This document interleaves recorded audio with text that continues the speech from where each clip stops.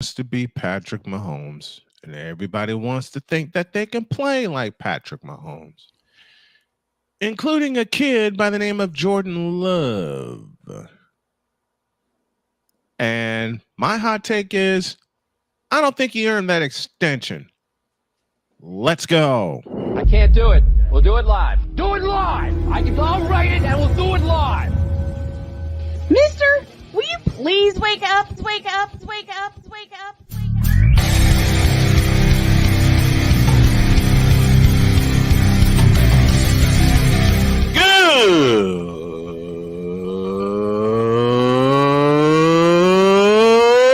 Good morning. Snowman here to all you Brock Purdy and San Francisco 49er haters. Shut up! I gotta thank you, Shane. I mean, whatever happened to the games where breaking 100 points was, I don't know, unusual?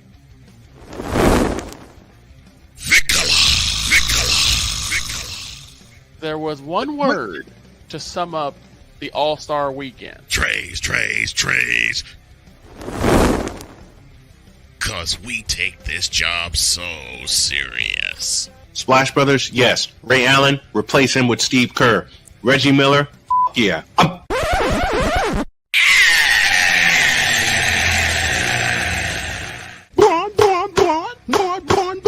What in the all types of blue hell?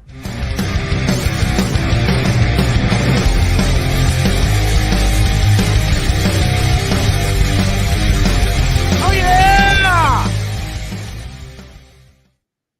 Haven't done this in a while, so let's do it right. Good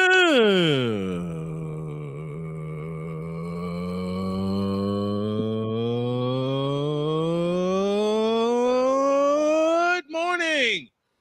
Welcome to the Manic Olympic Monday edition of Snowman in the Morning. Glad to have y'all with us. We are presented by BetUS.com. BetUS.com, where the game begins. Got the droid and Vikala riding shotgun with me this morning. Good morning, gentlemen. Morning. Good morning, Kingpin. How's it going? Kingpin's feeling good. And droid, you sound as tired as I feel. Well, I just woke up, had some coffee, and realized that the one player we were hoping wasn't going to be good is actually playing good. Who the hell are we talking about? We have a confession later. Oh, him. Mm-hmm. Well, he ain't playing that good. And we don't have a confession later. We got one right now. Oh. In a world where partial greatness is celebrated and total greatness is shunned, there stands to be a figure on the lips of those who love him and those who hate him. The inane comparisons to Michael Jordan and Kobe Bryant continue and has existed since 2003. There is no end in sight, for the battle between those who unconditionally love and unconditionally hate him wages on. These are their stories. Welcome to the Bronzexual Confessions. There are some people that are going to hate me for my next couple of statements. Who needs to be eating with a roasted chicken now? There was something said on social media that him, KD, and Steph are three of the best to ever share the floor. And let me get my cuss jar and my button ready here. Victor, you sound like you just woke up too. No, I've been up. I'm just like, I was not prepared for Confession Monday. Nor was I. Yesterday. I mean, he did warn us, to be fair. To be fair, like church. I wasn't listen. I wasn't expecting it either until I read this sentence.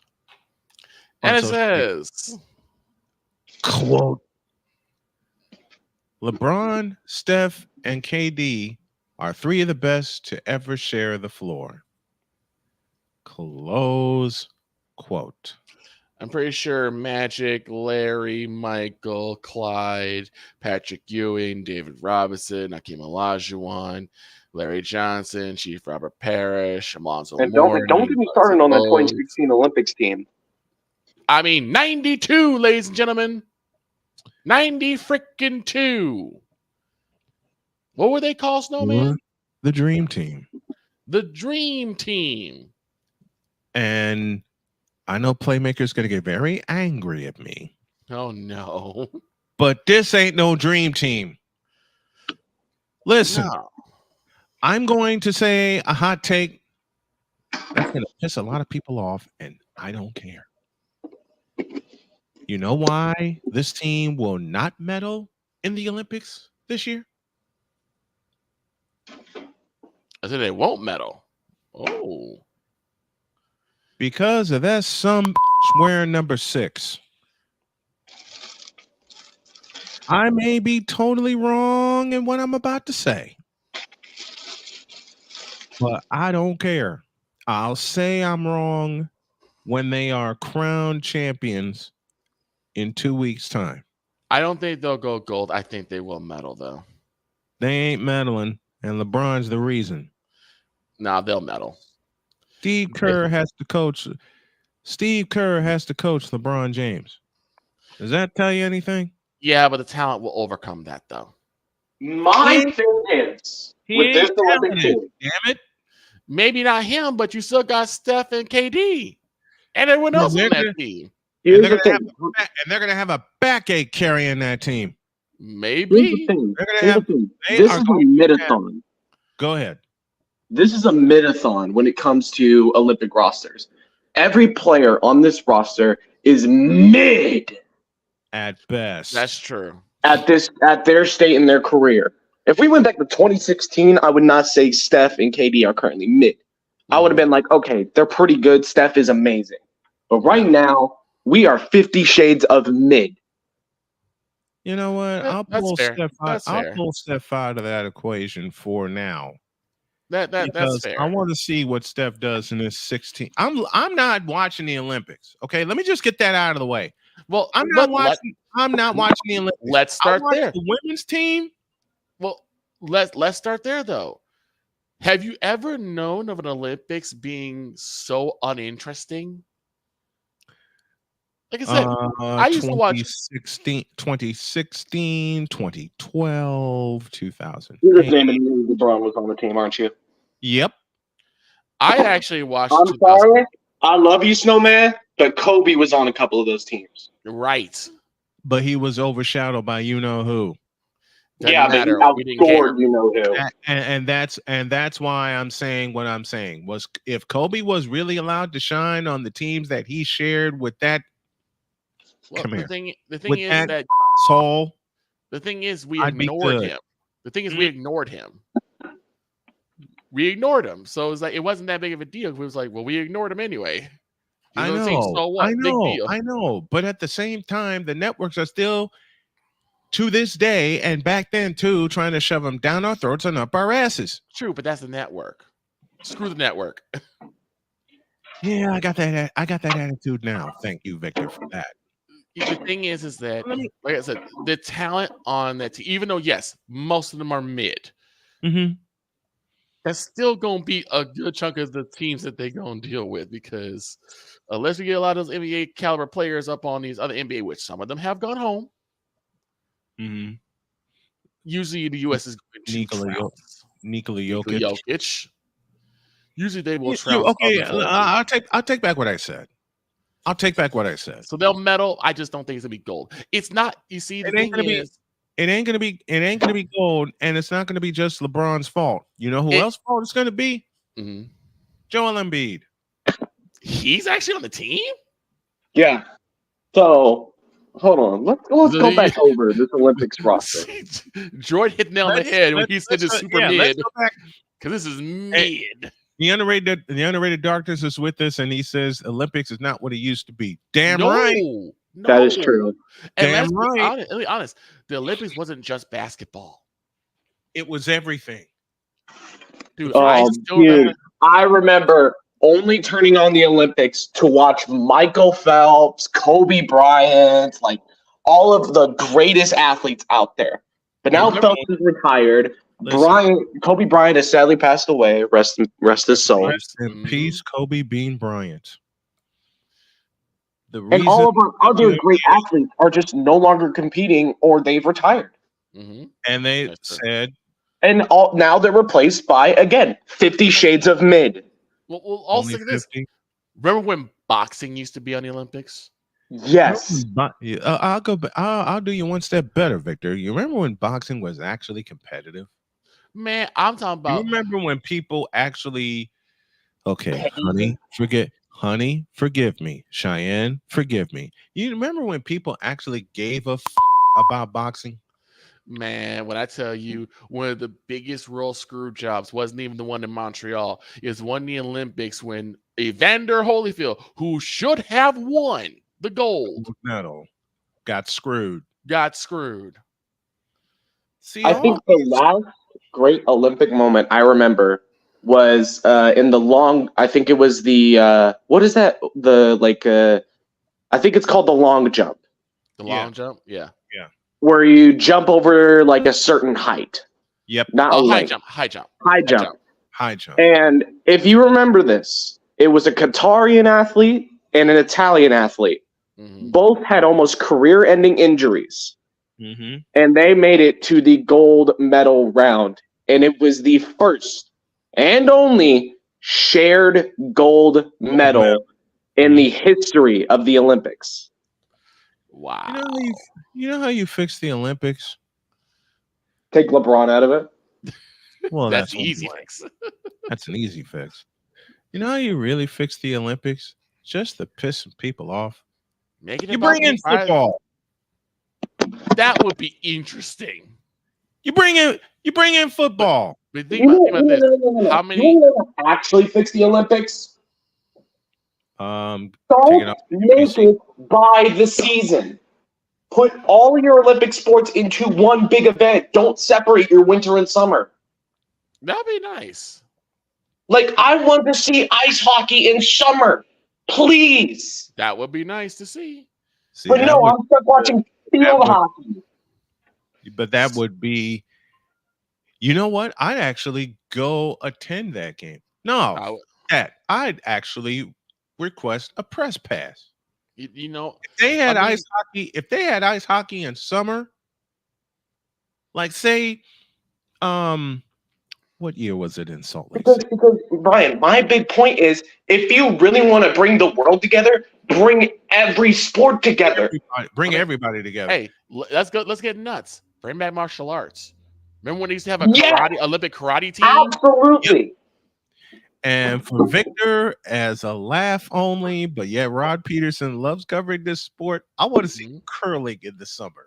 Yo, okay, people don't realize how competitive curling actually is. It is. Victor tortured me when we were living together in Gary, Indiana. And he says, Snowman, what? You got to watch this. I see this big disc rolling down the ice and people scraping the ice. And I looked at Victor and I said, what the hell is this? He said, this is curling. Remember that question Alvin asked us? Yes. You want to know what the hell curling was, right? Yeah. There you go. Okay. I still have a question. What's that? What the hell is curling? The funny thing is that there is no curling. Ain't no one curling nothing. I love a lot of the Olympic sports, especially in the winter. The winter's the best one. But not only did Victor get me hooked on curling, there's a certain fellow by the name of Rod Peterson that got me hooked on curling. Yeah, I mean, and I watched an entire.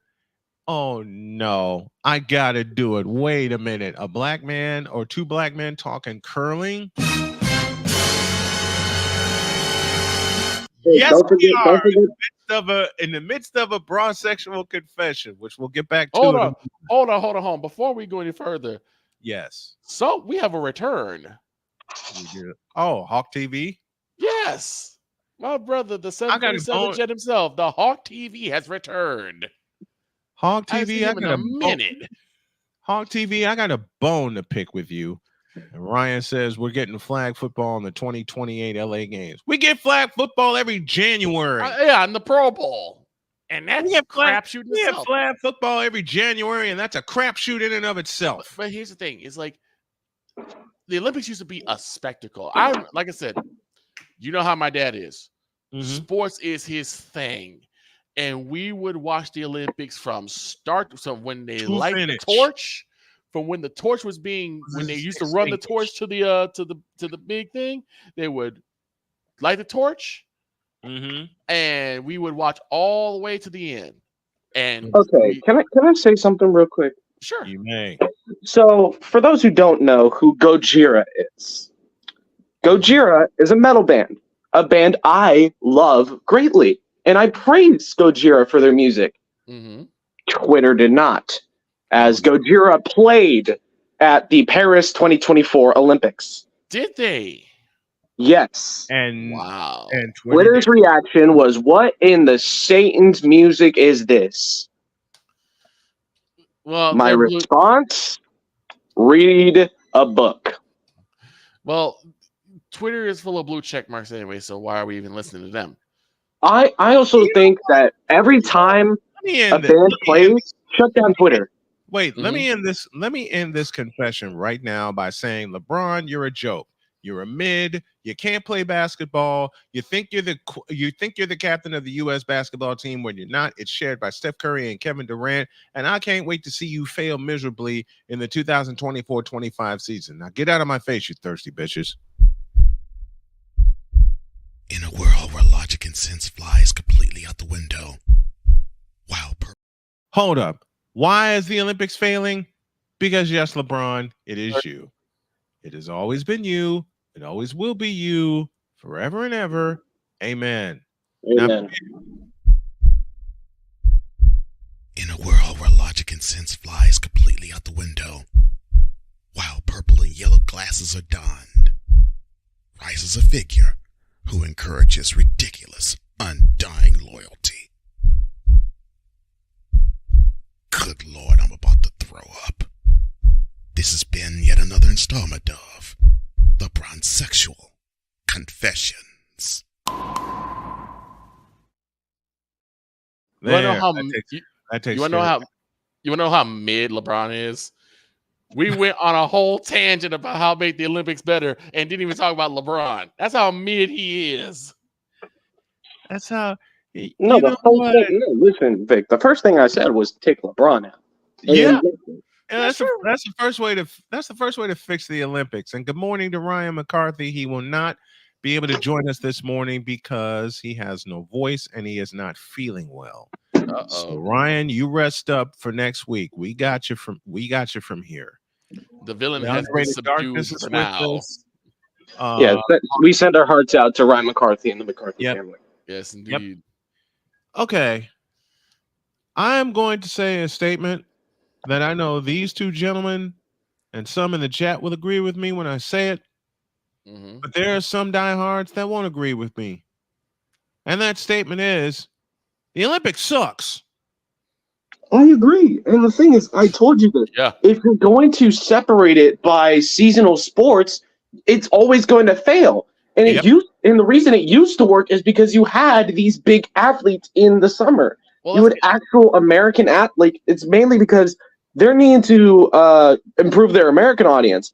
Their national audience, their international audience within, America, Canada, and Mexico is terrible. But the worldwide audience is even worse. As the only, if you look at the top 3 right now in the Olympics in terms of gold medals, it's Japan, Australia, and America.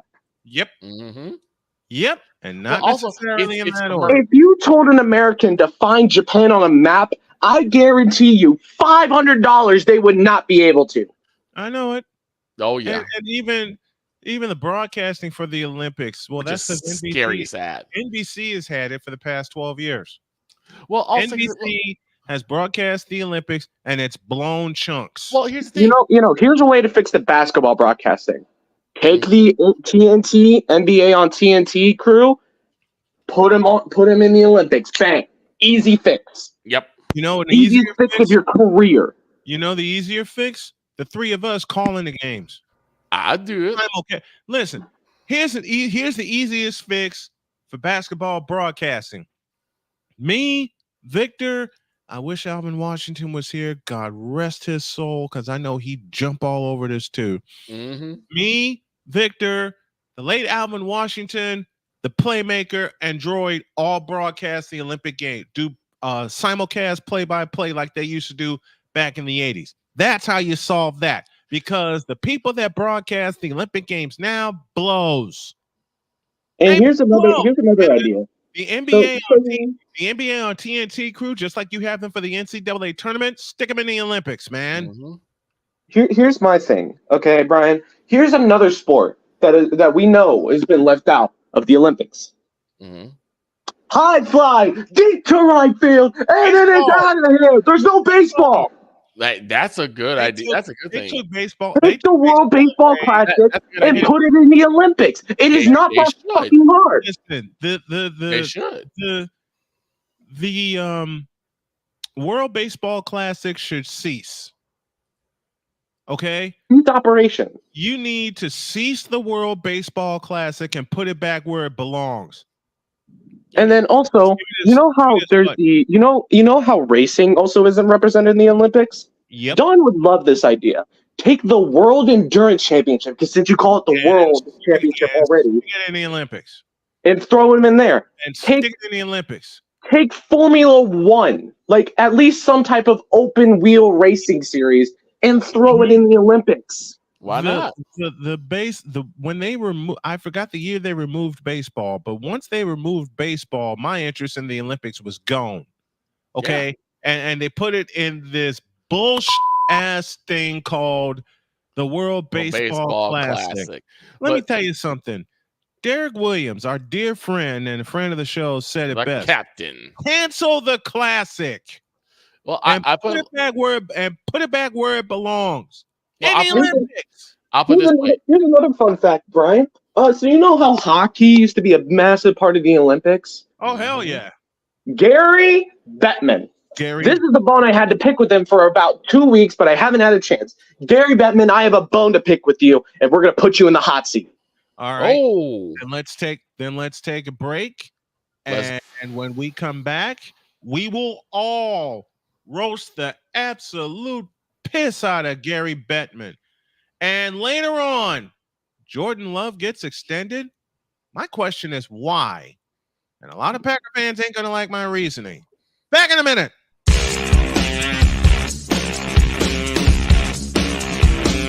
This is Snowman in the Morning.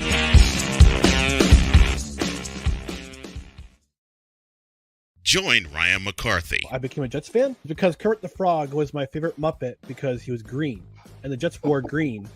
That's how I became a Jets fan. And Dustin Henry. ESPN is cashing all in on let's pay a few personalities and we'll just kind of fill in the gaps. As they walk you through all of the world of sports from their perspective. The Albany Empire, it's a literal circus. No credentials required. Where, Ryan, say the tag. Where you don't need a press pass to talk sports. Live every Tuesday at 8 p.m. Eastern, 7 p.m. Central on YouTube and where you can find podcasts.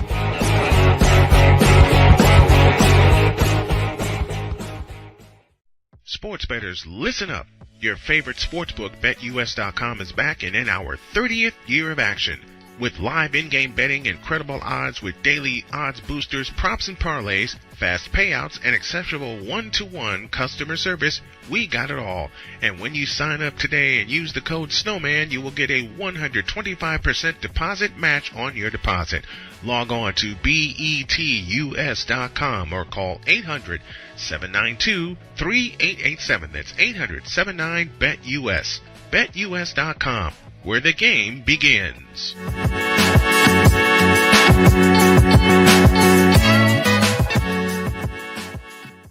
Join the transporter to Hades. Your butt and gut becomes one. Join the reformer of hooker whores. This is my daughter, Placenta Booty Johnson. Join the bronze car. Whenever you are in distress, take off your baseball cap and throw it in the air. Join your very own superhero of broadcasting, Chris Bass. So whatever color crayon they get, they palm it and do two circles, and that translates to I can be the black people. As she takes you through the week's paces in Baseline. Live every Saturday at 8 a.m. Eastern, 7 a.m. Central, No, Pacific Time Zone people, just stay asleep when this is on live and just catch the recording. Oh, I'm sorry. Exclusively on the Chris Base YouTube channel.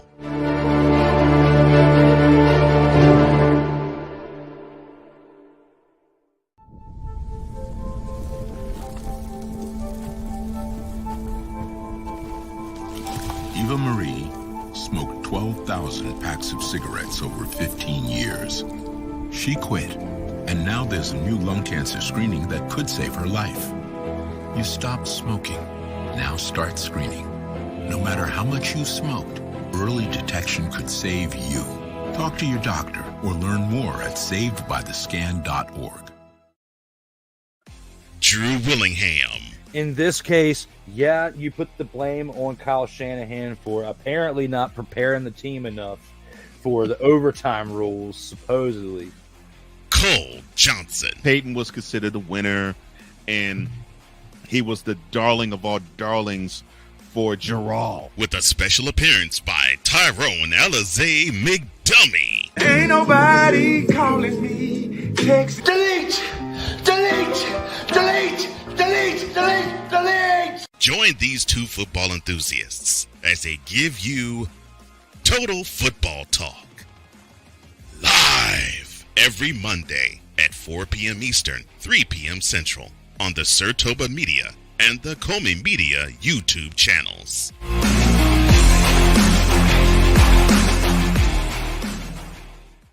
Whether it's news, the largest egg producer finds bird flu in chickens at a Texas plant, weather, devastating tornadoes rip through the heart of the United States, inspiration, a breast cancer survivor completed the journey of chemotherapy and now begins a future one of matrimony or sports. Michael Jordan is shown on a photo with Diddy. LeBron James has a video extolling the virtues of a Diddy party. This has been yet another Beating a Dead Horse presentation. We got you covered. BS3 Network proudly presents The Morning Shift with Cole Johnson. Live every weekday morning beginning April 29th at 8 a.m. Eastern, 7 a.m. Central.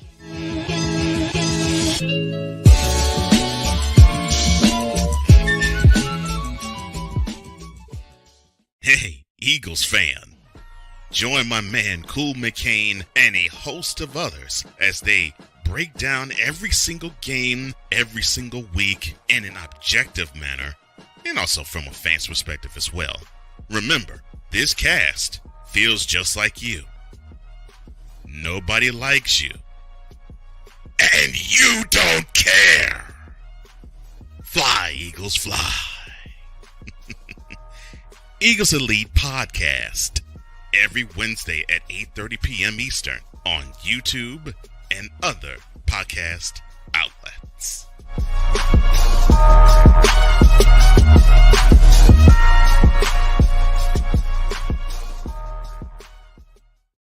Mister, how do you operate this Twitter thing or this Instagram thing or whatever the heck? You're supposed to know all this stuff. Anyway, welcome back to the show.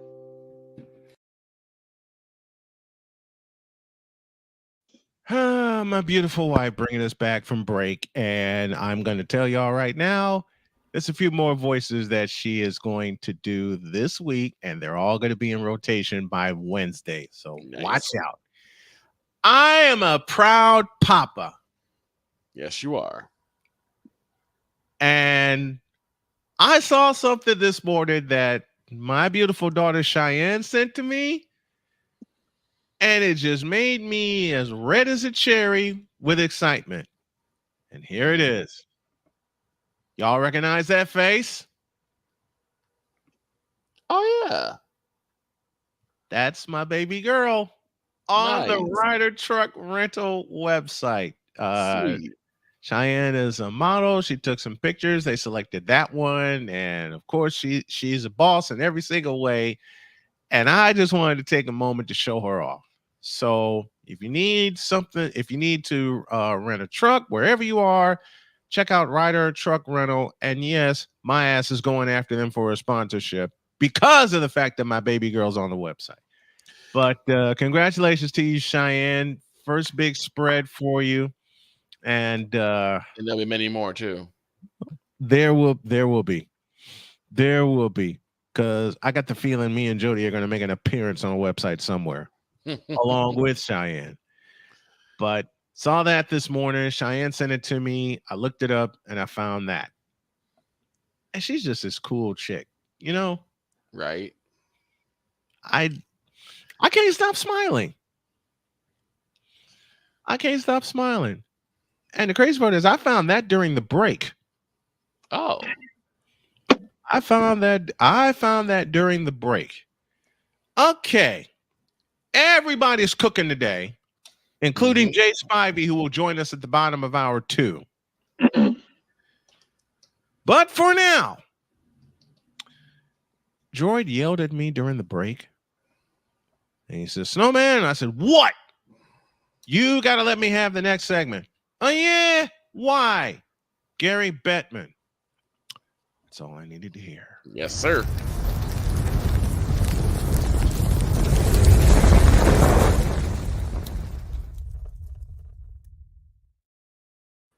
Now cook, damn it. Gary Bruce. Yes, I'm going to call you by your middle name as well. Gary Bruce Bettman. You think that being the only commissioner in the NHL means that you can tell the players whether or not they can play for their nation. Mm-mm. And what I say to you is you are stupid, you are dumb, and you are dumber. Damn. If you want to know who wrote the Dummy's Guide to Hockey, probably Gary Bettman. Probably. And underrated darkness. Not only is Gary Bettman about to get it, he is getting it. Continue. If you look up Gary Bettman on, let's say specifically Bing, nobody uses Bing, but it says, quote, we encourage the growth of women's hockey. I'm going to stop you right there. Whoa. What? He said, quote, we encourage the growth of women's hockey. Okay. Cheyenne, Jody, Sonia, all the ladies in my family, you're going to have to forgive me. Dakota would just say, go for it. And he was here yesterday. That's my birthday boy. But that's some grade A homogenized Holstein bullshit. If I ever heard it. Continue. Yep. And for those who don't know why I'm saying that, if he cared so much about women's hockey, why do we need a separate league for the women? Why do we need to separate them? Touchdown. And the PWHL will come to Snowman Multimedia. I'm not saying, I'm just saying. Go on. You can give me the whole, men are stronger than women excuse all you want. Man, listen. But have you even watched a single one of these PWHL games, Bettman? No. Have you seen how hard they hit? Even though hitting it isn't even allowed in the PWHL. They don't care. They will mollywop you. Has he watched a PWHL game? Class? Nope. No. Whoa. Hold on. Let me get the king of the class to answer your question. Has Gary Bettman watched, paid attention to, looked at, or read about a PWHL game? I know I'm gonna get zapped for this, but Bishop Boomwinkle. Woo! Hell no. To the no. Hell to the no. Hell to the no. To the no. Again, class. No. And here's another thing. Gary Bettman made a contract for the players that they cannot participate or represent their nation in the Olympics until 2026. Ain't that a bitch? That's disgusting. 2026. which is the exact reason why the IIHF was formed. Was so these players could represent their nation. They should not have to go through the IIHF just to represent their nation. They should be allowed to play in the Olympics. And I am getting sick and tired of Gary Bettman basically controlling every single player. I want to see Uvis Balinskis, Latvian defenseman, represent his country in the Olympics. I want to see Connor McDavid, Sidney Crosby represent Canada in the Olympics. I want to see Alexander, the Great A Ovechkin, represent his country in the Olympics.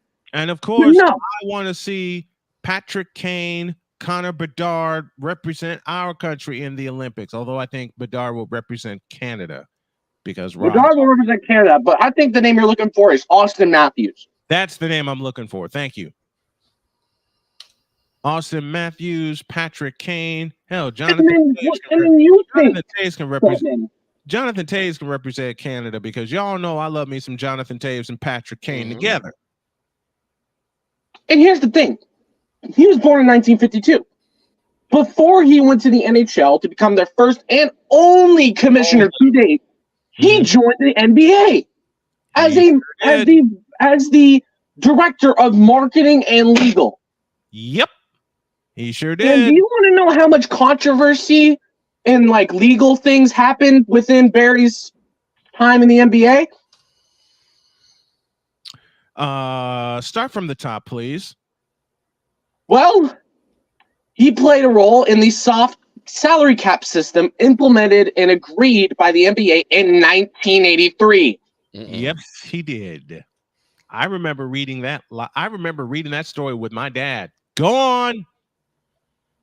And we also, if y'all remember, there was plenty of performance enhancing drug allegations going on throughout the league. Yep, there sure was. And what you probably noticed around maybe 1992 that slowed down. Yep. Huh. I wonder why. Oh, because Gary Bettman on December 12th, 1992 was elected as the first commissioner of the NHL. He didn't take office until next year in February. Yep. It took that long for them to get Gary Bettman. Give me this button. Away from the NBA. It took that, folks. He came into the NBA in 1983.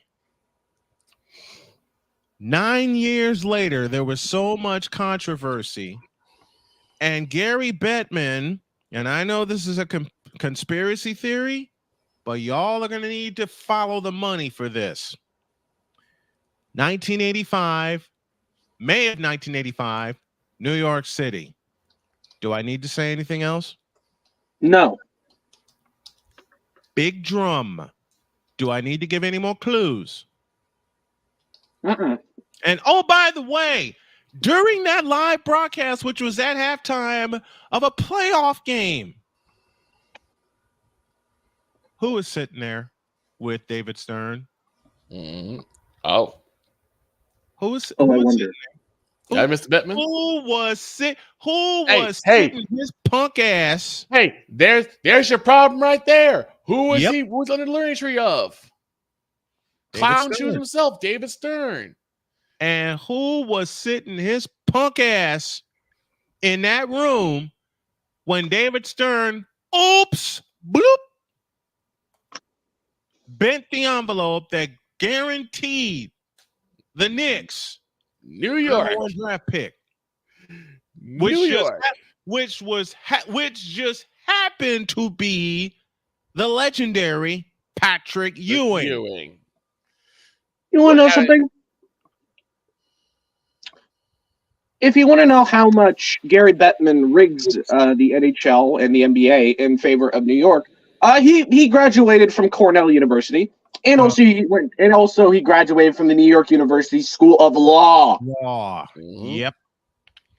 And which two commissioners slandered everything in favor of New York? David Stern and Gary Bettman. and save the Giants. You know, none of those teams have won a championship since 1983 with the Islanders.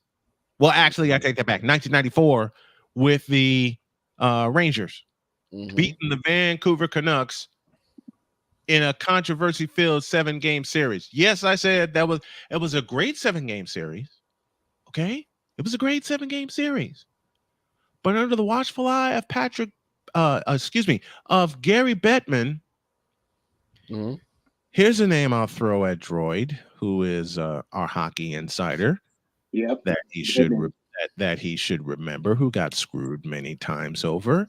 Does the name Pavel Bure mean anything to you? Vancouver Canucks legend Pavel Bure. Number 10, Pavel Bure. And you want to know something? I'm actually starting to agree with the Canadians, the Canadian fans. I hate to say this because, my Panthers just beat a Canadian team. I know. But I do think Bettman has a lot of American bias. I'm certain he does. He's got a ton. Listen. Because when was the last time we heard, Canada's getting a new team? You ain't going to hear that either. We haven't heard that since the Winnipeg Jets was the last expansion team to come into Canada. That was the last one. Since we've only gotten the Florida Panthers, the Tampa Bay Lightning, the Mighty Ducks of Anaheim, bring that name back, please. Nashville Predators, the Atlanta Thrashers that didn't last, the Minnesota Wild, the Columbus Blue Jackets, the Dallas Stars, which became from the Minnesota North Stars, the Colorado Avalanche that came from the Quebec Nordiques. Yep. The original Winnipeg Jets, which went to Phoenix, which is why the Thrashers took the Jets' place, and the Hartford Whalers, who ended up moving to Raleigh, North Carolina in 1997.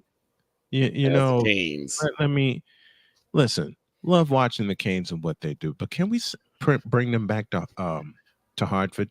Okay. Give me Snowman. Just a minute. I gotta find something. I don't know if I have it. I don't have it. Damn it.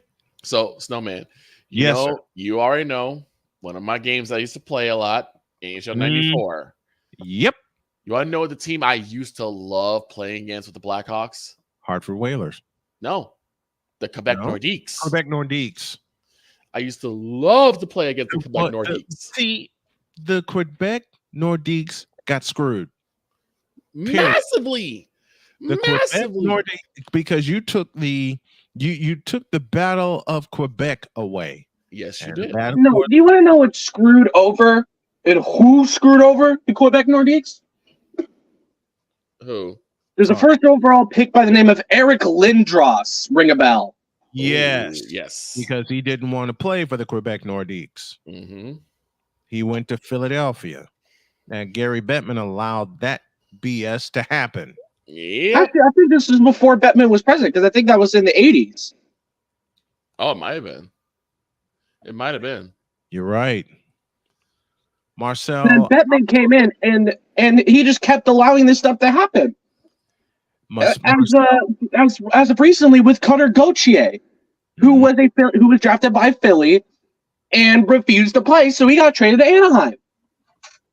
He keeps allowing this to happen, and it's ridiculous. And he allowed this to happen. And the thing is, this and back to the Olympic Games. This is the reason that Bettman gave for not allowing players to play in the Olympics. Okay. They wanted control over marketing, and they were concerned about travel and risk of injury. Everybody's got that issue. They do the same thing in the NBA. They were concerned about what? Travel and risk of injury. What is the two things that people scared about that? And you're forgetting one thing, Vicola. I said also they wanted control over the marketing. Right. But the reason why No. Sorry. Right. But the reason why I'm bringing up those 2 points is because it's the same argument that you get from the NBA. Even doesn't talk about marketing because NBA is going to market. But the 2 things they always talk about is we don't want our top tier stars to go to the Olympics. That's why New York blocks Carmelo Anthony a lot to go to the Olympics, because of the fact that they wanted him to be there for when it's time for the NBA playoffs. And I got my Should New York thoughts get on there? And I got my thoughts on Carmelo Anthony to open hour 2, but we'll stay with where we are right now. So Gary Bettman, you suck. You are weapons grade trash. Okay, so they're afraid of travel and injury, like the Dream Team wasn't in 1992. And marketing. So there's marketing, which to me is a boneheaded argument. Yep. Because you're gonna get marketing because of the names of the players that are going to be there. That's what gets the marketing. Super Mario, Wayne Gretzky, right? Perhaps. And also, can I just say something? The NHL had never had a lockout before Gary Bettman came in. They went through 2 of them now, or 3. 3. Oh, I thought it was 3. 1994 to 1995. And that's a whole season. That was a whole season. It lasted 104 days. Yep. That shortened the season from 84 to 48. 48 games. Yep. The 04-05 lockout, which is the most well-known lockout. Because that was the entire season. Because that was the entire season. And it was mainly because the players' salaries had grown even bigger. And and they had to cancel the postseason as well. And it was the second league ever to cancel the postseason since the MLB had its last lockout, which was their 94-95 one, which canceled the 94 playoffs. Which would have been an extension for the Montreal Expos. Yes. It only lasted And another then the last one, right before the domination, actually right in the middle of the domination of the Chicago Blackhawks, from September 15th, 2012 to January 9th, 2013, the owners failed and players failed to agree on a bargaining agreement. Yep. Which caused the lockout. And it wasn't until January 6th, 2013 where a deal was finally signed. It took until January for the season to get started, in which the Blackhawks raced through, won the President's Trophy, and then won the big one, the Stanley Cup. Last President's Trophy team to do so. 3 lockouts, courtesy of Gary Bettman. 3. And there's no more Quebec Nordiques. The original Winnipeg Jets got moved. We saw the disaster that happened with the Phoenix Coyotes, and Gary Bettman didn't have the balls to step in and help them get an arena. And then also the disaster dumpster fire that was the Atlanta Thrashers. Atlanta didn't want hockey. All right, let me just put that out there. For those of you who do a lot of research like you'll know, and I've talked to a lot of Georgians, Atlanta did not want hockey. No. Because at the time, they were trying to press the marketing for whom? The Atlanta Hawks. Because Atlanta is... And wasn't this also a few years later, about maybe like 5, 6, 7, the Falcons came to town, didn't they? Right, because Atlanta's always been about football and basketball. Yep, Atlanta's always been about the Falcons and the Hawks. And then also you got the large Bulldogs Nation that rides in Atlanta. That's nearby in Athens. And of course, the SEC championship is where? In Atlanta. You think they had time for the Atlanta Thrashers? Nope. But they do have a team in Atlanta. It's just not an NHL team. It's an ECHL team. Actually, no, not triple A. It's a double A team. Triple A is the AHL. Double A is the ECHL. And Georgia has 2 teams in that league: the Atlanta Gladiators and the Savannah Ghost Pirates. Mm-hmm. And Ryan says this because the spirit of Atlanta had a crap ton of infighting. Owners were suing each other for control. That's why the Thrashers failed. Yep, that's true. And the product suffered from day one. They really did. The owners were suing each other, and then the crap deal with Phillips Arena. At the time, it was called Phillips Arena. What even is that arena called now? I don't even know. State Farm Center. Yeah, I know. Because you got one. That just says it all. Because you got one of those in Champaign, Illinois, which was known for a long time as Assembly Hall. Mm-hmm. But also, what is it with arenas and not being able to find original sponsorships? Like, I think you could name 5 arenas sponsored by State Farm.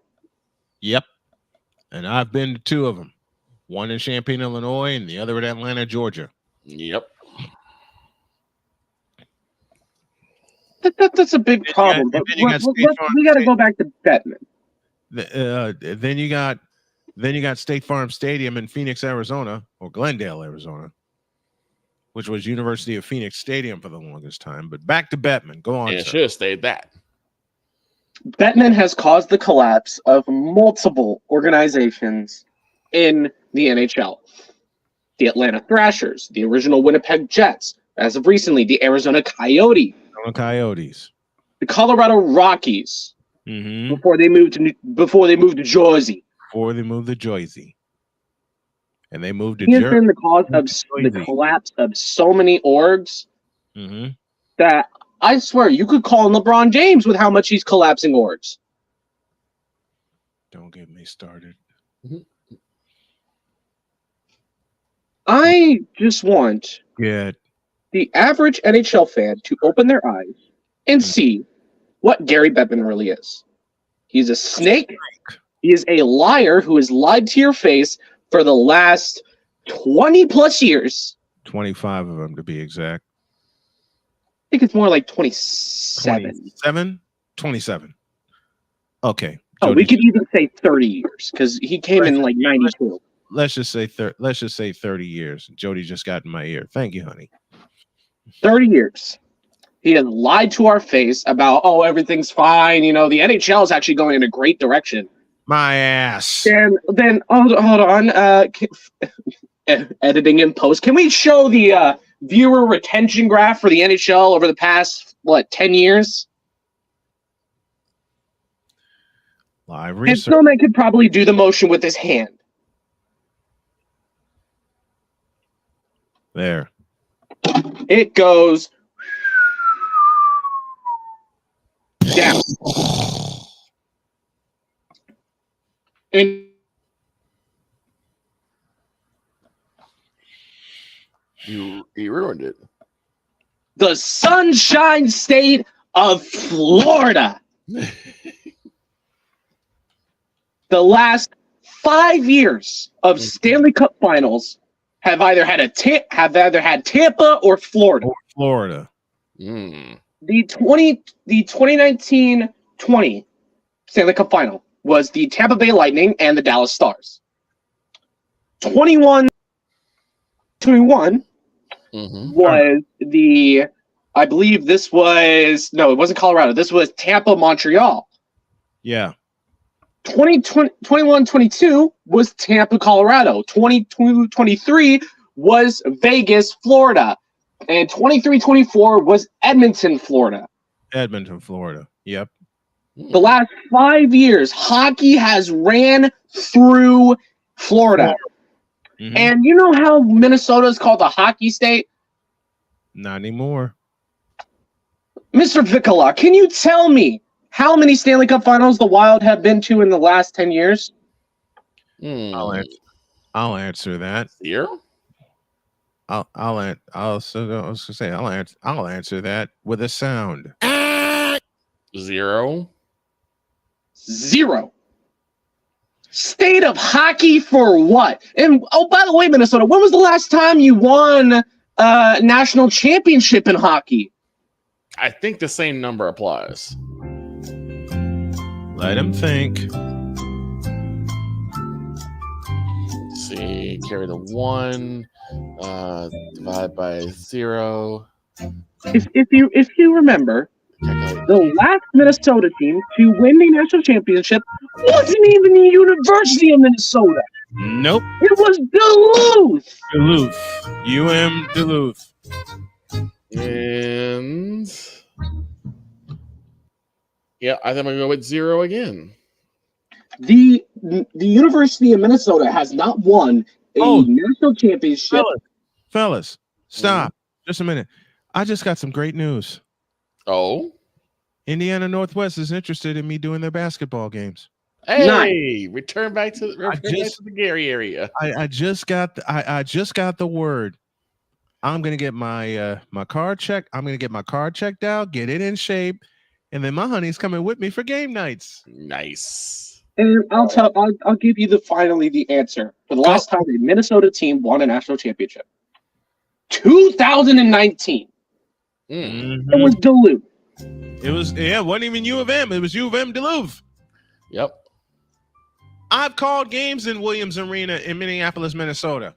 I've called games in the Metrodome.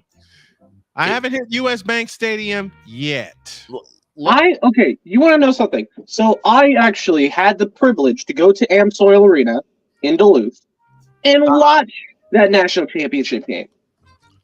Was it loud? Because I It watched. was loud. It was the loudest I've heard a Minnesota arena in years. Was it loud as hell as I thought it was? Yes, it was loud.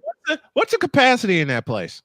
What's the capacity? Because this was a watch party, by the way. Just to let you know, because remember, these national championships are held elsewhere. They had a watch party at Amsoil, and it was deathly loud. I believe. What's a capacity in there? Amsoil, I do not remember off the top of my head. 14, 15 grand?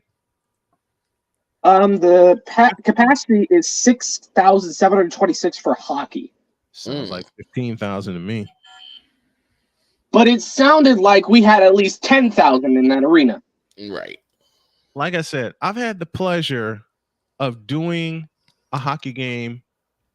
No, check that. Hockey games in Williams Arena. I never thought I'd have a chance to see the old barn. Right. 14,625. It goes so again. Four nights of hockey in Williams Arena. 4 nights of youth hockey, as a matter of fact, in Williams Arena. What was the attendance there for all 4 nights?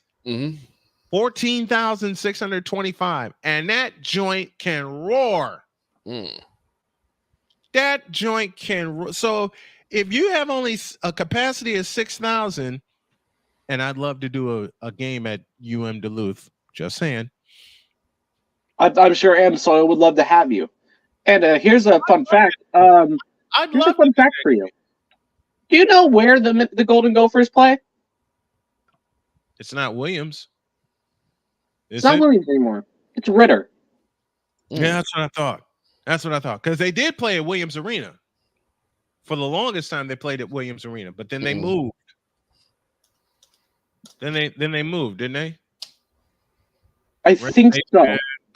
Renovation, code restriction, and they had to lessen the capacity to 14,625. But my point to the lovely people at University of Minnesota, if you want me to be at all impressed, stop messing around. Actually care about your men's team, because you want to know the last time they won a national championship? And it was 2003, the year I was born. I was born in 03. And that was the last time they won. So, to Gary Bettman, I'll just finish this by saying, shut the fuck up, will you please? I'll put it like this, and Ray gonna have to help me. Oh no. Gary Bettman, there's one thing that you and all of the dumpsters here in Chicago, Illinois are full of. And they are trash. Trays.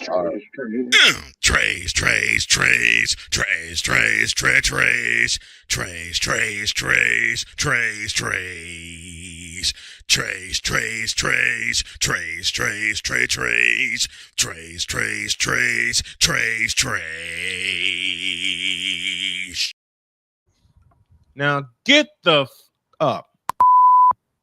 Try again. Now get the up.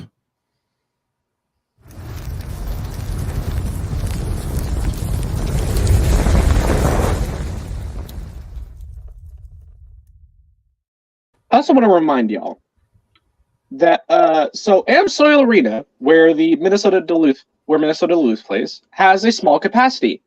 You wanna know how much the Golden Gophers has? They play at 3M Arena at Mariucci. Mooch. That's the capacity from 2023 to now is 10,257. That's the other place I was. I couldn't think of the name of it, but we split time between Mooch and the barn, Williams Arena. It was Mariucci Arena where the championship was. Once upon a time, Williams Arena held a capacity of 18,025. It's been reduced because of the renovations and the fire code restrictions, handicap seating construction, and all that kind of good stuff. And of course, they had to upgrade the locker rooms and all that stuff. After the break, I have a little something to talk about football-wise. 2 quarterbacks got extended, and neither one of them deserved it. Back in a minute.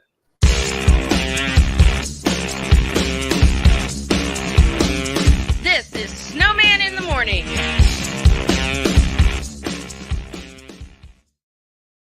Join Ryan McCarthy. I became a Jets fan because Kurt the Frog was my favorite Muppet because he was green, and the Jets wore green. That's how I became a Jets fan. And Dustin Henry. ESPN is cashing all in on let's pay a few personalities and we'll just kind of fill in the gaps. As they walk you through all of the world of sports from their perspective. The Albany Empire, it's a literal circus. No credentials required. Where, Ryan, say the tag. Where you don't need a press pass to talk sports. Live every Tuesday at 8 p.m. Eastern, 7 p.m. Central on YouTube and where you can find podcasts.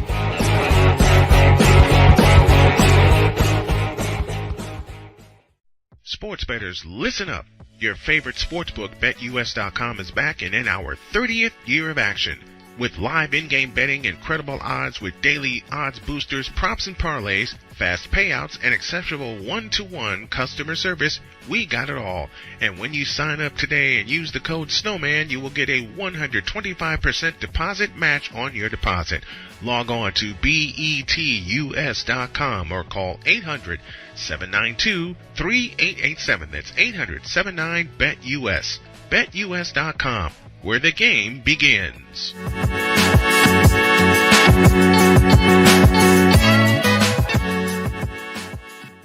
Join the transporter to Hades. Your butt and gut becomes one. Join the reformer of hooker whores. This is my daughter, Placenta Booty Johnson. Join the bronze car. Whenever you are in distress, take off your baseball cap and throw it in the air. Join your very own superhero of broadcasting, Chris Bass. So whatever color crown they get, they palm it and do 2 circles, and that translates to, I can beat the black people. As she takes you through the week's paces in Baseline. Live every Saturday at 8 a.m. Eastern, 7 a.m. Central, Pacific Time Zone people, just stay asleep when this is on live and just catch the recording. Exclusively on the Chris Bass YouTube channel.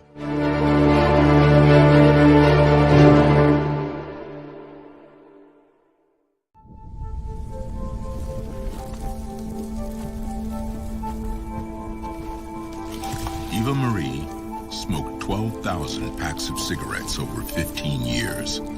She quit, And now there's a new lung cancer screening that could save her life. You stopped smoking. Now start screening. No matter how much you smoked, early detection could save you.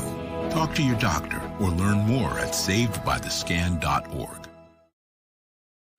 Drew Willingham. In this case, yeah, you put the blame on Kyle Shanahan for apparently not preparing the team enough for the overtime rules, supposedly.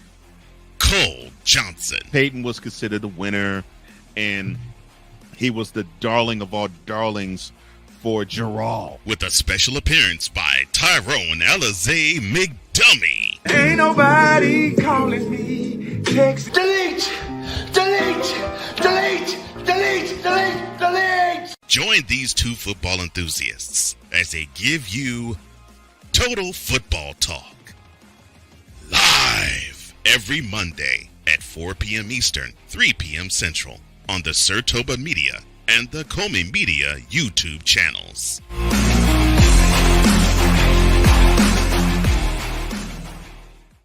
Whether it's news, the largest egg producer finds bird flu in chickens at a Texas plant, weather, devastating tornadoes rip through the heart of the United States, inspiration, a breast cancer survivor completed the journey of chemotherapy, and now begins a future one of matrimony or sports. Michael Jordan is shown on a photo with Diddy. LeBron James has a video extolling the virtues of a Diddy party.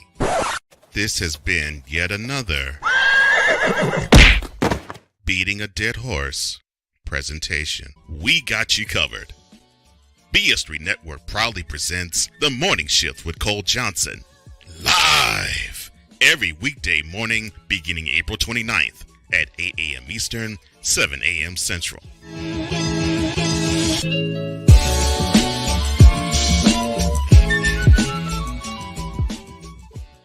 Hey, Eagles fan. Join my man Cool McCain and a host of others as they break down every single game, every single week in an objective manner, and also from a fan's perspective as well. Remember, this cast feels just like you. Nobody likes you. And you don't care. Fly, Eagles, fly. Eagles Elite Podcast. Every Wednesday at 8:30 p.m. Eastern on YouTube and other podcast outlets.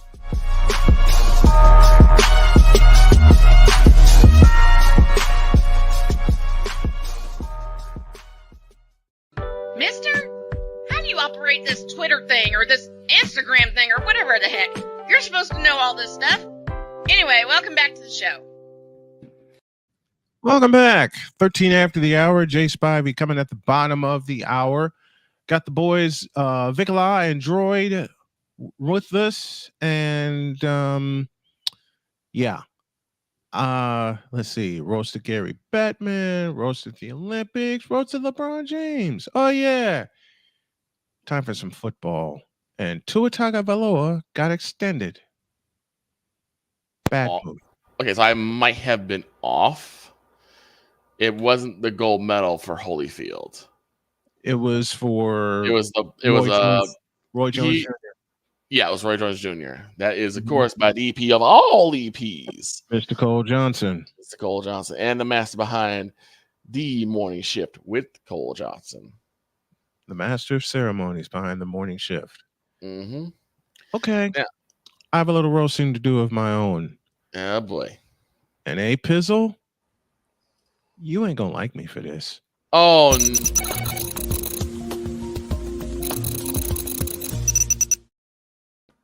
let me try that again to get Victor's full reaction. Hey, Pizzle, you ain't gonna like me for this. Oh, no.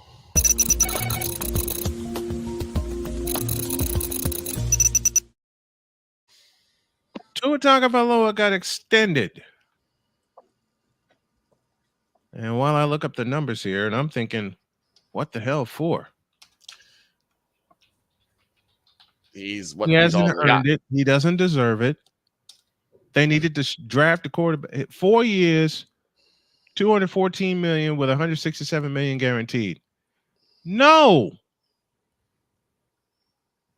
No. Yeah, listen.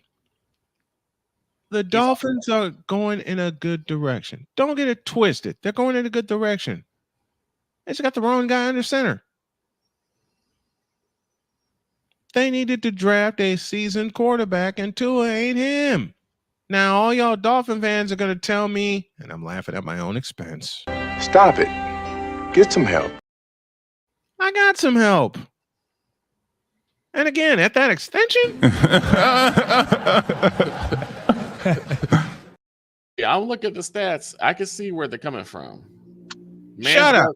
Man's got some stats behind him. The problem is, shut up. No one asked you, damn it. The problem is that, and we've talked about it. And y'all know I'm doing this take at my own expense, and I'm having fun with it. But the problem is, No, you made me spit out my water. But go was that ahead, Jordan? Victor. You made me spit out my water. It's everywhere. Well, the problem is that it's his health. And that's my overall concern. That is always, since his days at Alabama when he was kicking ass, my concern with Tua will be his health. That's it. Because you're always going to look back at what happened on Thursday Night Football when he got tattooed and his finger started curling up, and you could tell he was not in a good space. And that frightened me. You got to start thinking about future post Tua. And I'm not saying this at the expense of Tua's talent. Hell, I've known he's had talent since his days at Alabama. But ever since his hip injury. Yeah, that too. His hip injury at Alabama in a game where he should not have been in after they built a big lead toward the first half. He has not been the same. And then 2 years ago, he took not one, not two, but three, and if you want to say technically, 4 concussions in 15 weeks. The brain is not meant to take that much damage. Look, by all accounts, he should be flat on his back in a bed. I'm glad he's not. I'm saying this out of pure, unadulterated concern for Tua Tagovailoa. Yes. He's got the talent. Yes. He's got the talent around him. Yes. But he has been, unfortunately, beat up. Yep. And keep in mind, folks, what you just said there, he's not hating. No, I'm it's not hating. Talk on microphone. I'm not hating at all. Okay. If y'all want to call me haters, fine. Kiss the back of my fat ass while you're doing it. I'm not calling them haters at all. Okay. But what you've done is extend a quarterback who may not make it all 4 years into his extension due to his health. And you further cash-strapped yourself from fixing the one problem that could keep Tua upright. Say it with me, class. An offensive line. Yep. Sounds like some Chicago thinking. That's next. That's next. But the Dolphins are going to reach salary cap hell by the end of this season because 2 of the weapons they have to extend. One wears number 10, Tyreek Hill, and the other wears 31, Raheem Mostert. All 49er fans will remember Raheem Mostert. Okay? The problem is his health. Yes. All right? You got to think ahead. And I'm reminded of one of the most devastating linebackers that ever graced this game that unfortunately lost a battle with CTE. Last name, Seau. Oh, my God. As in Junior Seau. Junior Seau. I am afraid of that for Tua because of the concussions, 3 big ones that he took in 14 weeks. I mean, not supposed to survive 3 concussions in 14 weeks, man. I mean, if you really want to get technical with it, I know that, this person's passing is under a lot of scrutiny, especially after what he did to his own family. Chris Benoit. Mm-hmm. Chris Benoit and all the concussions that he took. The brain is not meant to take that much punishment. Look, the flying headbutt was done real, okay? It was not faked. It was not fake, folks. Why do you think he was holding his head every time? The thing is that the brain is not meant to take that much punishment over a small, sustained period of time. And also keep in mind, for those who can never pass, biology, your brain basically sits in a soup. Mm-hmm. Yep. And every time you make contact, it moves. Yep. Think about, listen, I've only had one major concussion in my life. When you fell on the ice. 2002. On the ice. Yep, I remember you telling me about that. And in so many ways, in 22 years, parts of me have not been back to normal because of that concussion. And not only did I knock myself out, I lost a lot of blood. My friend, we call her Ruli. She has, even now, because she had a concussion. I think she had her original head injury like when she was like about 8 or 9. To this day, she gets concussion issues. To this day, and I get them. And that concussion happened 22 years ago. I get them. I always go back to this documentary called Champs, which followed, of course, Evander Holyfield, Mike Tyson, and Bernard Hopkins. They actually go into talking about what entails in a concussion. Right. Where they talk about when you get hit, how your brain moves inside your head, and it slams to the side of the skull. I slammed the back of my head on the ice when I couldn't keep my footing. Okay? I was immediately knocked out. Yep. I didn't know where the guy was. I didn't know what the hell was going on. The only thing I remember, which turned into a funny story, which I'll expound on later. The only thing I remember was being put onto a stretcher, wheeled out of Johnny's Ice House in downtown Chicago, and being saluted by the fans with an ovation and the kids banging the sticks on the ice, which gave me the biggest damn headache ever. Nothing against the kids or the fans. Love them dearly. But I think many of them knew at the time I had a concussion as soon as I made contact. And believe me, it hurt. Yes. But again, that's the only thing. That's the only issue that people are going to have with Tua, and that's going to follow him. I mean, and that scares me. And think about DeMar Hamlin. If we talk about health issues, think about DeMar Hamlin and what happened with him. That frightens the. Give me this button here. The only thing about Tua that frightens me is his health, and those concussions frighten the out of me for him. And for those of you who want to call me a hater, kiss the back of my fat ass and keep on walking. I'm not hating. I am concerned. As a football fan and a 25-year football analyst, I am concerned. And as a human being, too, because it's just about the person's quality of life. That's all any of us are talking about. I am concerned. Now, the other person, however, you were talking about, that you alluded to, I'm offering no such charity. Me neither. Listen, while we're on that subject, okay, Tua's cool with me. Jordan Love ain't. Right. Because you are rewarding a player that had 9 games. Yes, I'm borrowing Ferris Bueller's Day Off. How did 9 games? Hey, Jordan, how'd you express that? How'd you describe the NBA team for the Olympics? Mid. 50 Shades of Mid. The same thing with Jordan Love. That's 100 Shades of Mid. That is 50 Shades of Mid. Look, I didn't like him when he was at Utah State. I don't like him with the Packers. Okay? Jordan Love is 50 and a half shades of mid. And no, it is not sour grapes because of what happened between us. It is not sour grapes. Listen, I want to explain something in an aside right now.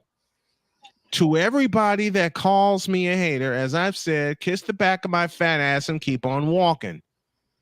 I judge players by what they do in their chosen field, be it football, basketball, baseball, whatever. I talk about what they do on their chosen field of action. Mm-hmm. Now, I got people that have called me hater for a long time, saying, you don't know what you're talking about. Give me this button here and forgive me. You stupid. I've forgotten more sports than you've tried to learn about. Snowman Brown Lover. Hit a Hall of Fame trash. I'll be trash all day long for my opinion, but doggone it, I got some things to back me up, and they're called facts. I am not expressing any kind of sour grapes for what Jordan Love did in a playoff game against my 49ers. Okay? I've said that he was fabulous in that game. I've also said there are two throws that he'd love to have back. Both of them went to linebacker Dre Greenlaw. Mm-hmm. And as far as the Oklahoma City Thunder goes, I don't even concern myself with them. They should be the Seattle Supersonics, and that's that. Change your logo, R2. Look, he put that joke on the table for me, okay? I know. He put that joke on the table for me. But let's get back to business. Jordan Love does not deserve an extension. But the thing is, the reason why they're giving it to him is because of desperation. They don't have anything else. They don't have no one else at the quarterback position. They don't have a viable backup. They don't have a viable third stringer. And when I say viable, I'm talking about Matt Flynn type, being ready to come in for an injured Aaron Rodgers and do what they need to do to keep a streak going. The Green Bay Packers are going to suffer. Unfortunately, I don't think the Dolphins do either. No. Which explains the extensions. That explains the extensions. It explains the extensions. That exactly explains the extensions. It's gonna come down to what are their adjustments going to be in between last year and this year, because Jordan Love's not going to have as much of a cakewalk as he did this past year. No, because everybody's coming for him, and plus week 13, week 12, guess who he has to see? San Fran. Mm-hmm. In his house. And you know what Nick Bosa is going to do to Jordan Love? It'll be criminal. Do you know what Javon Hargrave is going to do to Jordan Love? That will also be criminal. Do you know what that front seven is going to do to Jordan Love? They're going to frighten the piss out of him. That's going to be felonious assault. You want felonious assault? You want felonious thievery? Dre Greenlaw. Yeah. And villainous, they have not found their quarterback for the next 10 years, because I see Victor's logical reason of why they're extending him now, because they ain't going to find another quarterback. Right. Okay. Jordan Love is mid at best. All right. You show me what he can do for 17 games instead of just 9, then maybe, just maybe, I'll consider it. I mean, that's what most people will held over Brock Purdy's head, was that he only did half his first season, and now the whole. Listen, let me explain Brock Purdy, okay? Brock Purdy was thrust into an impossible situation due to injuries. Yes. We lost 2 quarterbacks in rapid succession. Listen, look, Jordan Love ain't all that, never will be all that. Okay? I'm not on drugs, villainous. Jordan Love ain't to me. Prove it over 17 games and I'll change my mind. That's all I'm saying. We'll see what happens this year. We absolutely will. And I will say, honestly, I'm looking forward to it. You know what? I will say this. I will give him this. Jordan Love, please beat the hell out of the Bears. Please. That's a given. Come on, that's a gimme. Listen to me, and I'll tell you why I'm saying that. I'm sick and tired of the Midwest Committee of Bear Idiocy being in my ears. That's a gimme, though. I know. Look, that's a total gimme. I'll take it. I want Jordan Love to carve up the Chicago Bears twice for 500 yards. Well, not 500, 350. I'll put it this way. You know how in Monopoly, when you buy a property, they give you a card. Mm-hmm. The Green Bay Packers have had the Chicago Bears property card in their pocket for the past decade. No, longer than that. Since Brett Favre. Let me be real about Jordan Love, okay? The 9 games is the reason he got rewarded, and it's well deserved. Right. All right. He brought the Packers from the brink of elimination to the brink of the NFC Championship. You don't do that quickly. Well, hell, Brock Purdy did. Didn't help. Okay. And you're going to have a game where Brock Purdy and Jordan Love will each throw for 600 yards. And the team that has the ball last will win. I know it. I kid around a lot. Look, okay? It didn't hurt Jordan Love's conquest, the fact that he had to deal with the Dallas Cowboys and, their aversion to success in the playoffs. Mm-hmm. I'm just saying. I listen. Y'all listen carefully, okay? I kid around when it comes to these quarterbacks, okay? But here's the thing.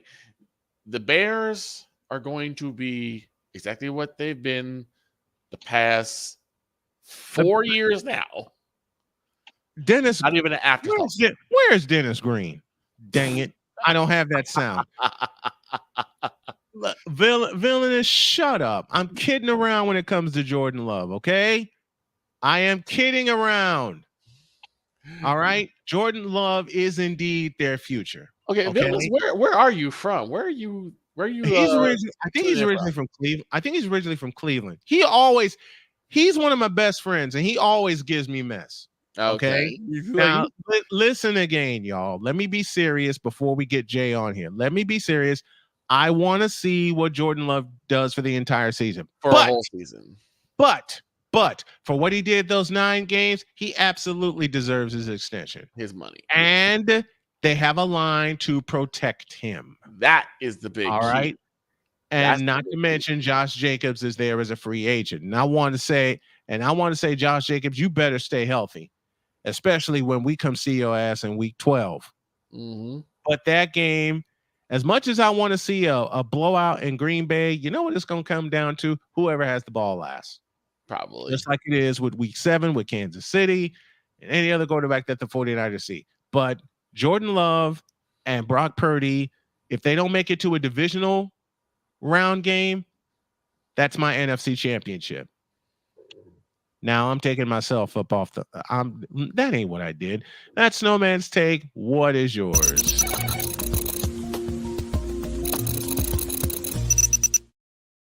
Keep pressing the wrong button, damn it. Speaking of fun. Uh-oh.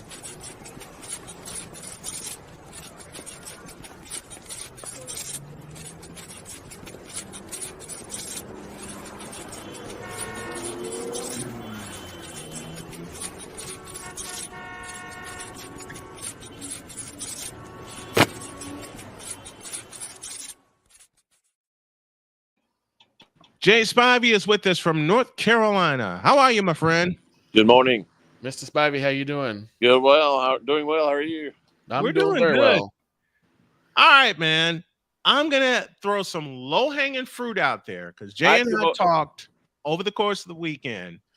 Mm-hmm. Somebody put his name on a sports show and nobody listened. Oh, no. Oh, you didn't listen to that? Hell no to the no. Oh no, I listened. I didn't miss a second.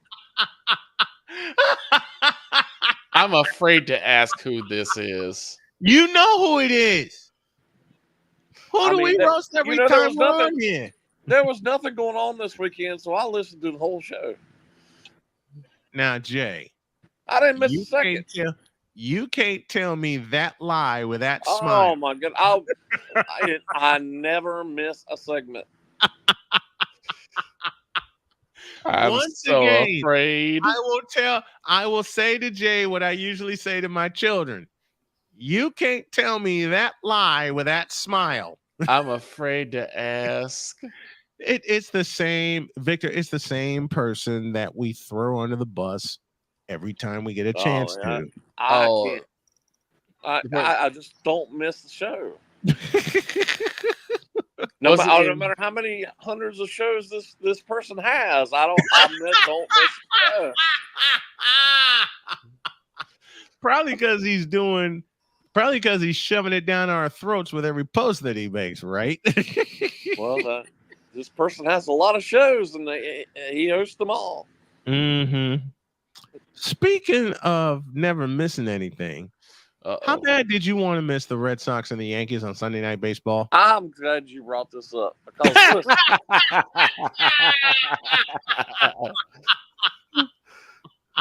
listen, as you well know, I'm a big Braves fan, but this has nothing to do with that. Right. They have now played 3 series this year, and they've all been on the weekend. Yep. All 3 games on Sunday have been on Sunday Night Baseball. And I think either 2 or 3 of them have been on Fox Saturday Night Baseball. Yeah. Now, I get the rivalry. I mean, I'll fully admit it's probably the best rivalry in baseball. Yeah. But they're a 2nd and 3rd place team, and you're forgetting about all the other teams. Like the Baltimore Orioles, perhaps. Right. And I'm not even really including Fox because I will give them credit. Some of their games don't make any sense to me about, like, why were the White Sox on a week or 2 ago? I don't understand. Yeah, I know. I didn't even pay attention to that, and I'm a White Sox fan. Right. But I didn't even pay attention to that. I mean, you got the Orioles, you got the Guardians. I mean, that's just you have the rise. You have the rise of the Houston Astros. You got the Royals. You got the Royals. You got the Mariners. Padres. Exactly. And then you got. I mean, this coming Sunday, we got the Cardinals and Cubs on this Sunday. Why? We're down there. Why are the Cubs on Sunday Night Baseball? They just made the Cubs and Cardinals. But that's another rivalry. Name brand recognition. ESPN it's gotten to the point where ESPN only shows like 5 or 6 teams. Yep. Name brand Mainly recognition. 2 teams. It is name brand recognition. Yes, it is. Always been. I mean, there are other teams to follow. I mean, like, to me, good teams too. To me, I mean, the Phillies to me are the best team in baseball. Now they've been on a few times. They've been on a few times this year, so yeah. But still, they're not on like they should. And the Orioles, they're never on. Well, they don't like the ESPN doesn't like the Baltimore Orioles. And I forgot the Brewers. The Brewers having a fantastic Brewers. season. Yep. They're never Brewers Pirates. The Pirates. Don't you think people would like to see Paul Pirates? Skeens? The Pittsburgh Don't you think Pirates. like to see Paul Skeens pitch? You know what? The Pittsburgh Pirates are actually in contention, folks. Yeah. Okay. The Pittsburgh Pirates are actually in contention. Paul Skeens is in contention for a Cy Young. He's pitching tonight. You think anybody would like to see that? Oh, I'm gonna watch that. He's pitching against the Astros tonight. I might do an alternate call for that game. Oh, Lord. But guess what we get on? Guess what we get tonight? No, I just got some news. It's the Yankees and Phillies tonight. Well, we got some news. Droid, what do you got for us? The NFL Players Association has announced that Tyreek will be a 99 overall in Madden 25. Who cares? Who cares? Who cares? Yawn. Big time yawn. Tyreek Hill, you've lost a step. But back to our broadcasting woes here as fans. How about the Royals? Don't you think people like to see Bobby Witt Jr.? How about my Royals, baby? How about those Kansas City Royals? Could this be Jay? I want your honest opinion. I want your honest opinion. I know what Droid's answer is going to be, but I'm talking to Jay here. Could this be a revival of 2015 for the Kansas City Royals? If they make the trade deadline is tomorrow at 6:00. Yep, 6:00 Eastern time. If they make a deal and get somebody, they could easily win that division. Mm-hmm. They could overtake the Guardians, and even if they don't, they're still in good playoff contention for the wild card. Let me come to Droid, our Royals insider. Who's a good acquisition for the Royals to get now, right at the trade deadline? Who should they go after? Well, a lot of our weaknesses involve pitching. Mm-hmm. We have an amazing closer, legendary closer, right now. Throws 100 fastballs. All right. A lot of closers throw 100, but this guy throws bombs. And he's but we need a better pitching rotation. We have a solid overall lineup. Maybe a little bit of work at third base, but that's it. It's pitching. We need to get a pitcher. Mm-hmm. Well, you certainly don't need a shortstop. He might be one of the not the best players in baseball. Exactly. Bobby Witt Jr. is Bobby Witt Jr. Man, Bobby Witt Jr. impressed me, and y'all know I'm old school to my heart. But watching Bobby Witt Jr. play is a breath of fresh air. It really is. It truly. And don't you think people would people across the country would like to see that on Sunday Night Baseball? Instead of the Yankees and Red Sox every Sunday night. Instead of Yankees and Red Sox, why not have something with the Royals? And my bet why is, not have because apparently the Royals are not a marketable team. Says who? As I said before, the MLB. As I said before, name brand recognition. MLB is stupid if they don't have the Kansas City Royals, especially at Kauffman Stadium. I mean, look at this. I must admit something aloud. I am in love with Kauffman Stadium. Well, as before, I have a very personal reason. The reason is last year, my beautiful wife gave me a hell of a surprise when she bought me a tour of Kauffman Stadium, which included the press box. And I wasn't even supposed to see the press box, but I got to see the press box. So here's the thing. As before, it's name brand recognition. True. They do not see the Royals being on caliber with a team like the Red Sox because of the longevity and the history and the pageantry. That's why they're picking and choosing. Same thing with the Cubs. Oh, same thing. And to an extent, same thing with the Cards. Oh, wait, no. Pickle, I'm gonna stop you there. Speaking of the Cubs. But the Cardinals are at least trying to be competitive. True. Speaking of the Cubs. Go ahead, Droid. During the Cubs-Royals game at the K. Oh, no. Yep. The Cubs decided to trade away. Yep. In the middle of a game. Chris Morel. One of their players. Morel. Yep. Chris Morel. How embarrassing does that have to be? Oh, that happens that happens more often than people think. It does. It does. It's just surprised. I was a little surprised he got traded, but that happens all the time. How embarrassing that be? Mainly, if you plan to trade a player, you either scratch him or you put him as like an extra for like a sub. Right. Yes. But he was starting that game. And you do that before the game. You do that. This was in the third inning, Brian. You do that, but you do that if you're going to trade a player. You do that before the game. Go ahead, Jay. Why? A bigger question is why did the Cubs make a trade anyway? They're not making the playoffs. No, but they think they're buyers. I've spoken. They're not. They need to trade. They need to be sellers, not buyers. Well, they're going to be buyers because they think they can get in this playoff race in which Milwaukee is putting a foot in them every time they play. Hell, the Cardinals are putting a foot in them every time they play. Hell, the Pittsburgh Pirates. And the Cubs are not going anywhere. No, they're Think not. about the NL Central. Got another 6 weeks probably. They're not going anywhere without Bellinger. The thing about the National League is that the Phillies have had a chokehold on it all season. Yeah. And they're going to continue to have a chokehold on it. They just got Carlos Estevez on Saturday. They're not going anywhere. And what people don't realize is that they got to build a championship-winning team after last year. Exactly. So Phillies, of course, are going to be the favorite coming into the postseason, going into October. Favorites. They're the clear favorites. No, our truth. But there is an underrated player on the Milwaukee Brewers whose first name is Willie and last name is Adames. Yep. I love Willie Adames, the little pina. Yet Another shortstop in the league that is equivalent to the underratedness of Bobby Witt. Mm-hmm. Yet another player the Rays traded. Yep. And Randy Arozarena is now gone. Yet another. They are trading people left and right. And yet Tampa Bay. Somehow baseball allows them to build a brand new stadium. Yeah. Yeah. They should just contract that team and be done with it. Let me welcome some people very quickly. Villainous News is with us. Noir Truth, welcome to you. Darian Hopkins, I'll see you in a few hours.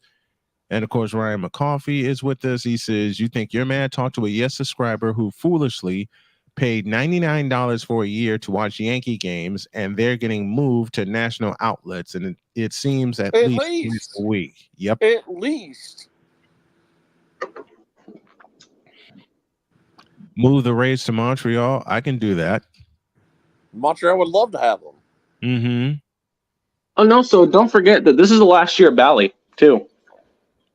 Yep, Bally is biting the dust. Bally should have bit the dust 2 years ago. Yes, they should have. Sports has acquired the national TV rights for all the stations. Mm-hmm. And while we're at it, let's get rid of blackouts. Yes. Please. I live in I want to watch my Yankees, but no blackout restrictions. I live in an area where we cannot watch either the Nationals or the Orioles. Or the And we don't even get Masson, which is what the network they're on. We don't even get the network. So why are they blacked out around here? See, that's why I hate the cable system in North Carolina, because there were a few networks that they offered. When we subscribed, couldn't even watch them. Masson was one of them. I've never seen an Orioles or Nationals game since they moved to Masson was one with Baltimore, Maryland being in the Atlantic region, and that's the region that we were living, that Jody and I lived in, and Jay does live in. Okay, you would think Masson would be a logical choice for subscribers to watch. But my bigger issue is, why are they blacked out around here when we don't get the network? I wish I had an answer to There's that. a key word to that sentence, Snowman. And it's that like tonight the Orioles are playing. Mm-hmm. And I'm sorry, the Nationals are playing the Diamondbacks tonight. Yep. We can't get to them. They won't be on around here tonight. Are they in Washington? No, they're in Phoenix tonight. So it doesn't really matter. So it's a late game and they're still blacked out? Oh yeah. It doesn't matter when they play. If they're not on Fox or they're not on ESPN on Sunday night, which you know is not going to happen, they're not going to be on TV around here. They're going to be blacked out every single time. And the thing is, the Royals also play the White Sox. And guess what? That game is going to be blacked out. Yep. And the Nationals always play an 11 o'clock game on 4th of July. Always. Yes. And I would love to watch that game. It is blacked out It's blacked out. year. It's been blacked out the last 5 years. Because I wanted to watch that game. Year. My request for Script Sports, ditch the blackout system, please. Please. I've been asking that since my early days of watching football. Because for the longest time, for those of you that are not familiar with how, I'll use an example. CBS did the NFC package. They would bring local broadcasters to broadcast your team if it was sold out. Mm-hmm. And that's the huge if that a lot of people faced. The more popular teams, Chicago Bears, Washington Redskins, San Francisco 49ers. Let me go. Detroit Lions. They would have CBS would hire local broadcasters to broadcast your team's games. Or rich people would buy up the tickets. Yep. Or rich organizations would buy the tickets so they can lift the blackout rule. Now, for years, when I first got into football, the team that I would hear, the announced team that I would hear called Bears games were Tim Ryan and Johnny Morris. The only way you would get Pat Summerall and John Madden to call Bears games is if they were having a season like 85 and they moved everything to a national package and made everything live. If your team caught fire, then you're guaranteed to watch them because Pat Summerall, John Madden, or their second favorite team, Frank Lieber at the time, would be broadcasting them. And with the Niners, that presented two problems. One, they were on the West Coast, and two, you don't know if the schedule, if they're going to take their home games or their road games. But fortunately, at the time, the 49ers solved both problems by being that damn good, just like the Bears did in 85, and they would get their national games. They would get their games nationally broadcasted. And I bring up a problem that Ryan McCarthy said. If you subscribe to a streaming service like Yes, you pay for a full season, right? Yeah. And your games get moved to national outlets. That's a waste of money. And it's nothing against Ryan, but it's the station that is creating this problem. Jay? Well, what about if I don't have it. Although I'd like to have it if I had the money. I would buy the MLB package if I had the money. But if you're going to deal with this blackout issue all the time, and like you said, if you're a Yankees fan or Red Sox, you don't get to see half the games. They're always on national TV. They're always on national TV. They're always on national TV. And that scares me. And don't get me wrong. As long as the Braves are on TV, I'm going to watch them, whether they win or lose. The other night I watched the A's and Angels play, and they both stink. Yep. I don't care who's playing, but this blackout rule has to be lifted. It makes no sense to me. Makes no sense to me either. I live 6 hours from Baltimore. How am I affected by the blackout? I don't know. I guess they want to just it's the way to hog up all the money. So yeah, just start. I want to get MLB. I got a T-Mobile subscription. It's here at home. It's my home internet, but I want to get MLB TV for free. Doggone it! And the Orioles have a kid from Winston-Salem on the team, and I can't even watch him play. Oh, that's messed up. That's Connor Norby's from Winston-Salem. I never get to see him play. And here's the thing: I live. For those who don't know, new to the show, name is Droid. I live in the beautiful state of Kansas, who are the great owners of a triple and a double blackout. Oh, yeah. What? We have blackouts for Colorado Avalanche games and St. Louis Blues games. Oh, and we get blackouts for Rockies, Cardinals, and Royals games. What? Rockies, Cardinals, and Royals? Yep. How about early in the season for me? Up until like early May, maybe mid-May when the playoffs are going on. The Braves on Bally, the Hurricanes are on Bally, and the Hornets are on Bally. The Braves are the third choice if it comes down to three teams at the same time. So I don't get to see the Braves a lot of times early in the season because of that stupid rule. That stinks. They're the third choice. And here's the thing. Like Kansas City for me makes sense. Because, Kansas City's like an hour and a half drive. Yeah. Right. To get from where I am to St. Louis, it is a 4 to 5 or even 6 hour drive. Yep. Yep. And it's even more to get to Denver. We're talking 9 hours to Denver. It's like Ryan said, you're in the Bermuda Triangle. That makes no sense. Of all sports, man. We and the thing is that, like, when they explain blackout rules, they're like, oh, because you could go to the game. you think I'm gonna drive 8 hours to watch an Avalanche game? Exactly. Are you out of your mind? I'm 3 hours from Chicago, and we get blackouts here in southern Indiana.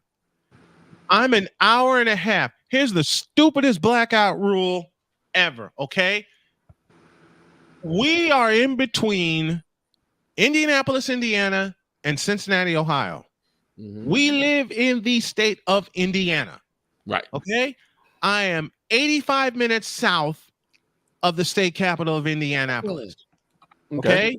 Keep this in mind. I will say it again.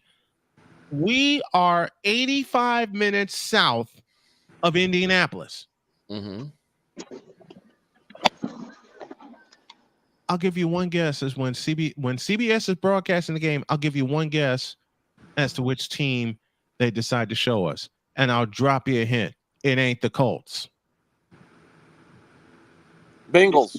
Yep. Oh. Because every week, we're expecting to see the Colts. The only time we get to see the Colts is if they're on Fox. The Indianapolis Colts. The Indianapolis Colts. And Matt Taylor will join me Thursday at 11 a.m. Nice. But we don't get the Colts for the bulk of the season because, as you know, CBS has the AFC package. Although lately they've shown a lot of NFC games. I'll talk about that tomorrow. And they decide to show us the Bengals games. Really? And my wife looks at me and I look at her, and Jay's just going to have to forgive me because I got to say this real. I look at Joni and she looks at me as we see the Bengals getting ready to kick off. We do all our searches and we're like, what the f***? Why are we seeing the Bengals? You get to see Joe Burrow? Who the hell is that? You get to see his bleach blonde hair. Who in the vital blue, yellow-bellied, red-blooded, bleach blonde hell is that? I don't want to see Joe Burrow. I want to see the Colts. Damn it! That's the team that we are supposed to see living in the state that we're in. But no, they decide to torture us with the Bengals. Well, unfortunately, of all teams, the Bengals. Unfortunately, no matter where you live in this state, you get to see the sorry Panthers. Oh God! Hey, can you see the Browns? Wait a minute. Sunday. Well, let me tell this story. When we first got to North Carolina, and we were getting all of the we were getting all the Panthers games. We were getting all the Panthers games. And Jody looked at me and said, "Why are we watching the Panthers?" I said, "It's North Carolina, honey. We ain't got a choice." And when I first hooked up with Jay a year later, Jay's first question to me off the air was, and I quote, "Why are we all watching the Panthers?" It could be worse. It could be worse. You could be watching the Browns. I watch Red Zone every Sunday because I don't want to watch the Panthers. That's why we had it. It could be worse though. Hey, watching the Browns. I got a Brown story for y'all before we go off the air. Listen, I don't know why they shoved the Panthers down our throats every week. Doesn't matter if it's CBS, doesn't matter if it's Fox, and good God, Thursday night football. Oh, it shouldn't even be. It shouldn't. The Panthers shouldn't be on CBS. CBS used to be AFC. Listen, 2021. I had the pleasure of talking to Mick Mixon on the air before the Panthers played the Cowboys. Oh, boy. I had Jay on later that week. And Jay's first statement to me was, they're going to get blown out. I said, you know that, and I know that, and Mick Mixon knows that. Meanwhile, I'm getting looks of hell from people, because I was at Starbucks in Durham. I'm getting looks of hell from people that are Panther fans saying, how dare you say that kind of thing? Jay, what happened that week? They always get blown out. They got blown to Smith. Anytime they ever get relevant, pretty much they get blown out. They get which is blown rare these days. They won the first 3 games of 2021, and then the rest of the season they were in a body bag. Because they have a blithering idiot for an owner. Exactamundo. Was that the I'm back season, or is that Yes? Yes. I'll answer your question. Yes. I'm back. That was an I'm And back. I know we're getting about ready to start preseason here. This matter of fact, it starts this Thursday night. And I'm going to come out right out and say the Panthers are going to suck again this year. Yes, they are. Oh, no. We suck again. I'm going to find that soundbite. Jay Spivey joining us here on the program, letting you know the real scoop in sports media and in sports. We love you, brother. Thank you so much. Thanks for coming on. We'll do it again next Monday. Later.